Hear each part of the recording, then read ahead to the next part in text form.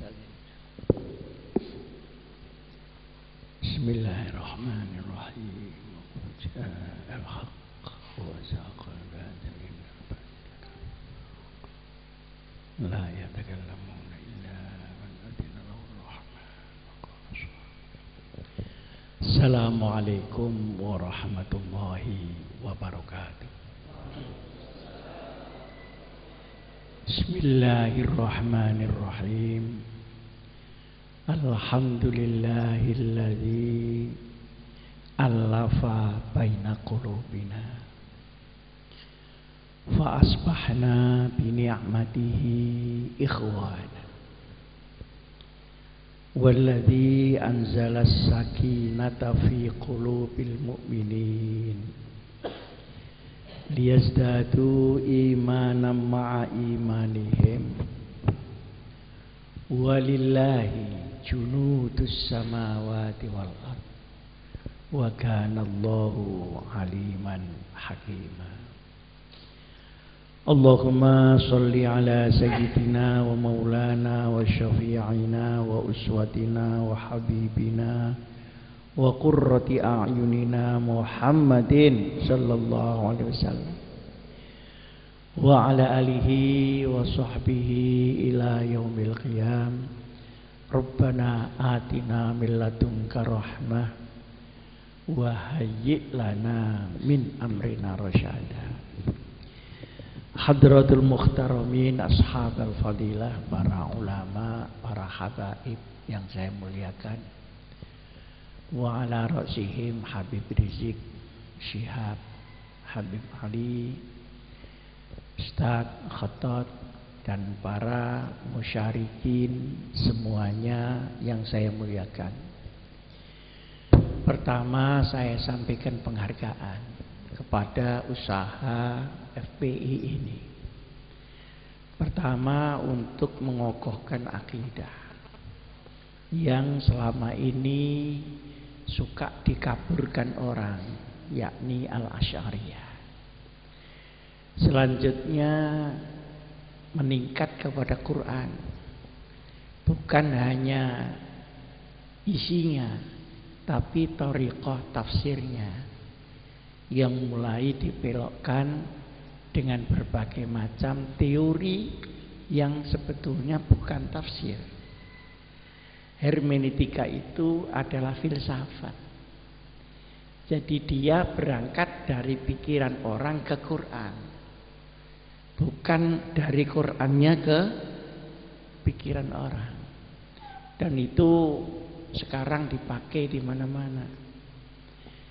Bahkan Al-Mukarram Profesor Dr. Quraish Shihab itu minta pensiun dini dari IAIN.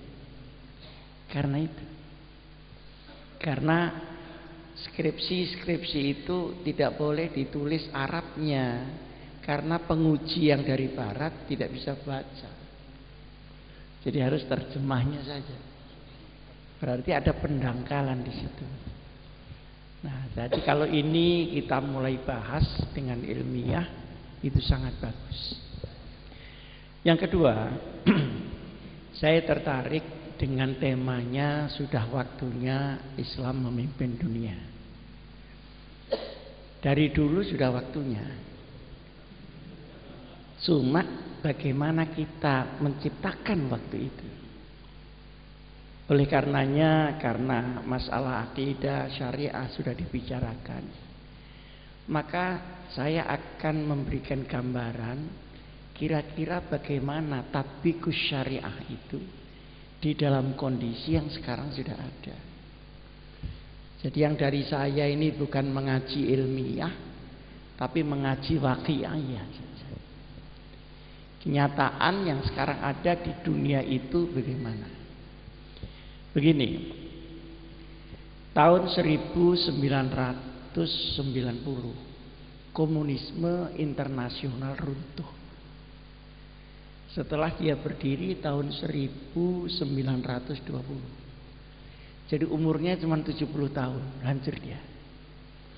Hancurnya ini bukan karena perang, Hancurnya ini adalah karena susupan ideologi barat dimasukkan ke daerah komunis.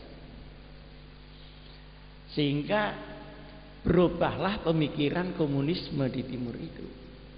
Nah, setelah hancur, ini yang hancur 3 hal. Pertama, daerah kekuasaan. Ini mereteli semua. Uni Soviet menjadi Rusia saja, asalnya banyak. Yugoslavia yang asalnya negara, sekarang sudah tidak ada peta Yugoslavia itu. Yang ada hanya Serbia dan Kosovo, 2 daerah suku. Jadi yang asalnya Syiat menjadi Qabilah. Nah, di Rusia itu yang mengerjakan teori penyusupan itu namanya Gorbachev. Yang di Cina namanya Deng Xiaoping. Yang di mana Yugoslavia namanya Lech Wałęsa. Nah, alhamdulillah saya tidak pernah ketemu Deng Xiaoping karena sudah duluan meninggal. Tapi yang 2 yang lain saya ketemu. Nah, subhanallah, hancurnya komunisme oleh Barat itu ternyata tidak ada untungnya untuk Barat. Pertama, ekonomi Barat ini terus turun setelah menang ini. Jadi ada orang menang tambah melarat ya Barat ini. Ekonomi Eropa rusak, ekonomi Amerika rusak. Bahkan sekarang Amerika sudah mulai ketakutan tergulung oleh ekonomi Cina yang dikalahkannya itu. Dan perkara pertentangan Soviet Cina dengan Amerika jalan saja terus di dalam perebutan pengaruh di Timur Tengah dan sebagainya. Jadi dia sebenarnya nggak ada untungnya.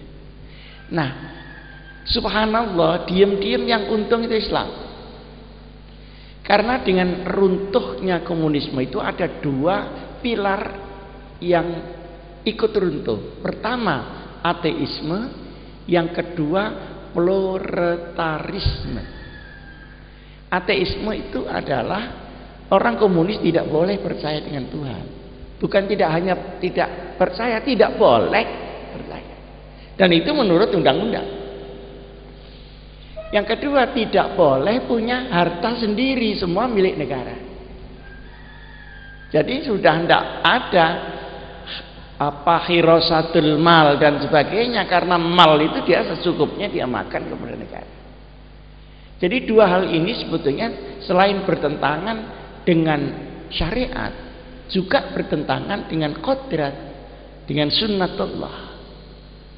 Jadi sudah bertentangan dengan kemauan Tuhan yang sebenarnya tidak bisa ditentang. Jadi sekarang ekonomi itu bebas di Cina. Nah, dulu orang Cina kalau punya hasil 10.000 dia makan cuma 7.000. Ini biasanya orang Cina. Kalau kita hasilnya 10.000 makannya 35.000. Nah, yang 25.000 dari mana? Wallahu a'lam bishawab. Dihitung min haitsula ya tas.